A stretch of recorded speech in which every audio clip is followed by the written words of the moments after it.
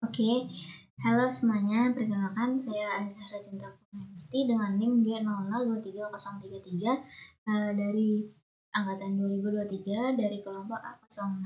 Nah, di sini saya akan menjelaskan tentang bagaimana ibu itu bisa melahirkan secara normal atau pervaginal. Yang pertama itu jelaskan pemeriksaan apa saja yang dilakukan untuk mengecek apakah ibu dapat melahirkan secara pervaginal atau tidak. Nah, yang pertama kita langsung saja. Nah, bagaimana pemeriksaannya? Nah, di sini ada yang namanya vaginal touch. Nah, vaginal touch itu apa? Nanti dia nanti akan dimasukkan oleh seorang ahli atau pemeriksa itu untuk menentukan apakah ibu itu bisa melahirkan pervaginal atau tidak dengan cara memasukkan yang pertama jari tengah terlebih dahulu di dalam vagina, kemudian disusul dengan jari itu. Nah, nanti posisinya seperti ini. Nah, nanti ini akan mengukur besar dari si pelvis ini itu besar atau sempit. Nah, misalnya si pelvis ini besar, itu berarti si besar atau mencukupi diameternya, berarti itu si ibu itu bisa melahirkan secara pervaginal. Tapi kalau misalnya pelvisnya itu sempit, berarti ibu tidak bisa melahirkan secara pervaginal dan harus dilarikan segera ke rumah sakit untuk melakukan operasi sesar. Kemudian apa yang diukur dari si vaginal touch tersebut? Nah, yang diukur itu merupakan konjugata diagonal yang yaitu ukuran dari promontorium yang ditarik dari promontorium ke symphysis os pubis. Nah, di sini itu memiliki panjang sekitar 12,5 cm. Nah, apabila kurang dari segitu, maka otomatis ibu tersebut memiliki panggul yang sempit dan tidak bisa melahirkan secara pervaginal. Gimana kok bisa gitu ya kan? Nah, langsung aja. Nah, ini di sini ada tabel ukuran normal dari pelvis. Nah, yaitu dari atas itu dibagi menjadi dua, yaitu ada conjugata vera, conjugata diagonal. Nah, yang di pintu tengah itu ada diameter interspinosum dan yang pintu bawah itu ada diameter antero posterior. Nah, yang pertama ini ada conjugata vera. Nah, conjugata vera itu apa? Nah, conjugata vera itu yang di sebelah sini. Dia merupakan conjugata yang true conjugata atau conjugata vera. Nah, dia merupakan yang ditarik dari sacral promontorium ke symphysis os pubis. Nah, nanti ukurannya itu adalah 9,5 cm. Ini ukuran yang normalnya. Nah, gimana cara menghitungnya? Nah, tadi kan si vaginal touch itu kan dimasukkan kandang jarinya. Nah, itu mengukur si konjugata diagonal. Nah, nanti kalau misalnya sudah dapat atau sudah ditemukan pengukurannya itu nanti konjugata diagonal dikurang 1,5 cm. Nah, hasilnya itu merupakan konjugata vera.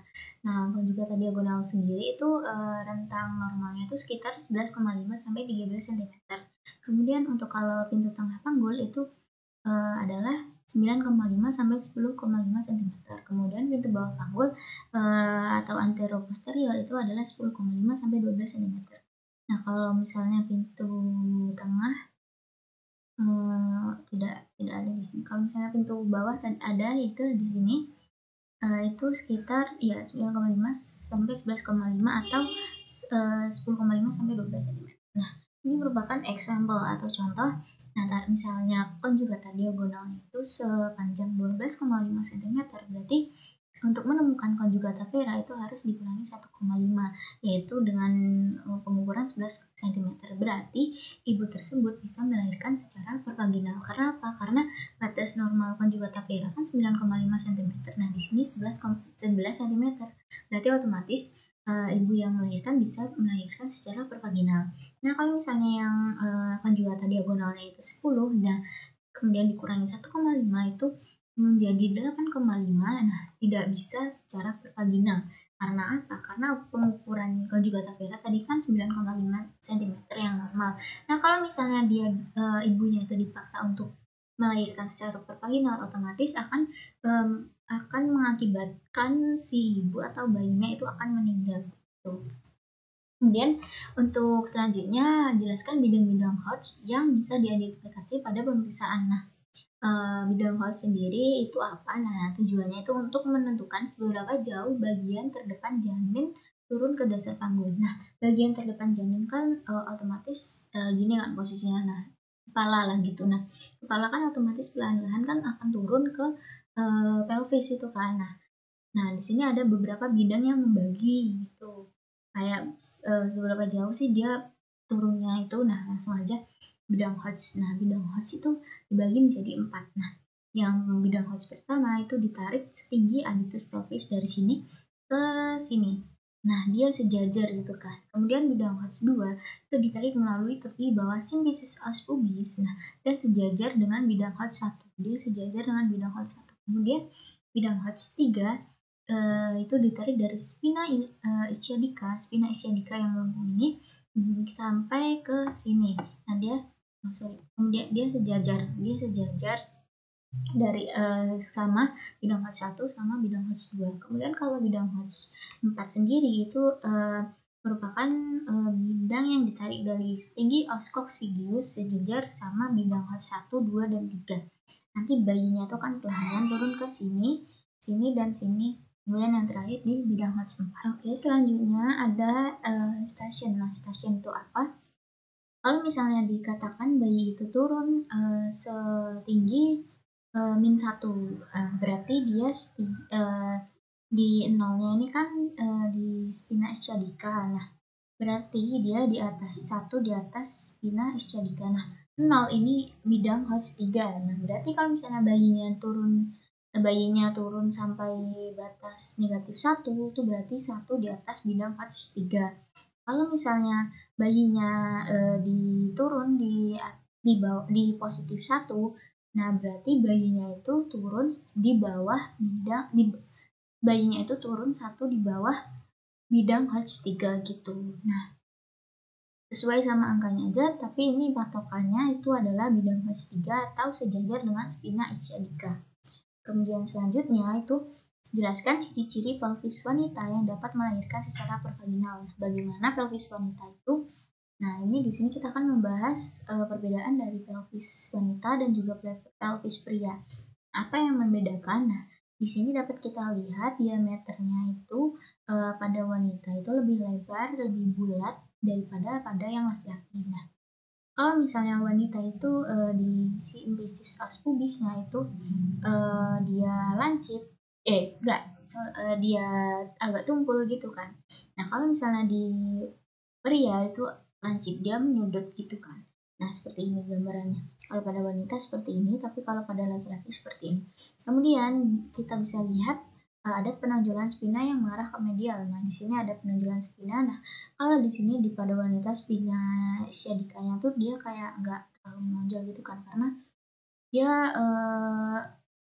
dia akan nggak terlalu menonjol karena yaitu buat si jalan lahirnya itu. Nah, kemudian di sini juga promontoriumnya yang jelas di sini juga tidak terlalu jelas kalau pada wanita. Nah, biasanya kalau tipe wanita yang umum itu adalah tipe gynecoid yang dia memiliki pelvis yang bentuknya bulat seperti ini diameternya. Kemudian selanjutnya pelvis itu kan ada 3 pintu. Nah, ada pelvic inlet, pelvic mat pelvic atau pintu tengah pelvic, dan pelvic outlet atau pintu bawah pelvic. Nah, pelvic inlet itu merupakan pintu atas pelvic. Nah, dia merupakan dibentuk oleh promontorium corpus vertebrae sacra 1, linea innominata terminalis, dan pinggir atas simfisis. Kemudian di sini dapat ditemukan conjugata vera, yaitu panjang jarak dari pinggir atas simfisis ke promontorium dengan panjang lebih kurang 11 cm. Kemudian ada diameter transversa yang merupakan jarak terjauh garis melintang pada pintu atas panggul atau linea terminalis yang panjangnya lebih kurang 12,5 sampai 13 cm. Kemudian di sini juga ditemukan diameter obliqua, garis yang dari artikulaso sacroiliaca ke titik persekutuan antara diameter transversa dan conjugata vera dan diteruskan ke linea innominata. Nah, dia lebih kurang 12,5 cm. Kemudian ada ditemukan conjugata diagonalis juga, yang merupakan jarak bagian bawah simfisis ke promontorium dengan panjang kurang lebih 12,5 cm. Nah, kemudian si conjugata vera juga ada di sini dengan menghitungnya dengan cara Yang seperti yang tadi saya jelaskan, konjugata diagonalis dikurang 1,5 cm. Nah, ada juga konjugata obstetrik yang merupakan jarak dari bagian dalam tengah simfisis ke promontorium. Nah, untuk pelvic tengah panggul atau PTP atau mid pelvic, nah dia merupakan daerah yang di sini, di tengah-tengah di sini ini merupakan bidang sejajar spina ischiadica. Nah, di sini kan spina ischiadica. Nah,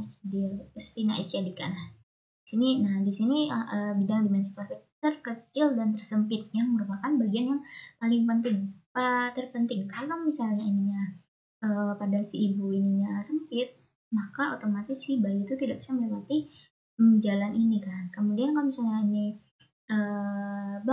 ininya lebar atau spina ischiadicanya, jarak antara ininya spina ischiadicanya lebar, maka otomatis ibunya bisa melahirkan secara pervaginal. Nah, ini membentang setinggi tepi bawah simfisis menuju ke dua spina ischiadica dan memotong tulang sakrum setinggi 1-2 cm di atas ujungnya.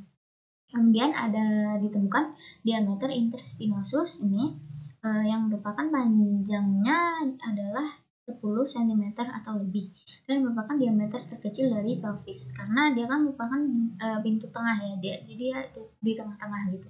Kemudian ada diameter anteroposterior yang akan melanjut, maksudnya dia di diameter interspinosus dulu, baru ada diameter anteroposterior yang melalui level spina ischiadica. Kemudian selanjutnya yang terakhir itu adalah pelvic outlet. Nah, pelvic outlet itu tersusun atas dua bidang yang berbentuk segitiga, yaitu bidang yang terbentuk oleh segitiga belakang yang merupakan garis antara kedua buah tubulositas oscii dengan ujung os coccygeus. Nah, ukuran-ukuran dari pintu bawah panggul itu adalah diameter anteroposterior yang merupakan tepi bawah simfisis menuju ujung tulang sakrum. Nah, yang panjangnya itu 11,5 cm. Kemudian ada diameter transversal yang merupakan jarak antara tuber ischiadica kanan dan kiri. Ini tuber ischiadica kanan dan kiri. Itu dengan panjang 10 sampai 10,5 cm. Kemudian yang terakhir itu adalah diameter sagittalis posterior, yaitu diameter yang dari ujung tulang sakrum ke pertengahan ukuran melintang dengan ukuran normalnya itu 7,5 cm. Mungkin selanjutnya, mungkin itu saja yang bisa saya sampaikan. Kurang lebihnya saya mohon maaf. Apabila ada salah kata, saya ucapkan terima kasih karena telah melihat video saya. Terima kasih. Dan ini adalah referensi yang saya gunakan. Oke, terima kasih.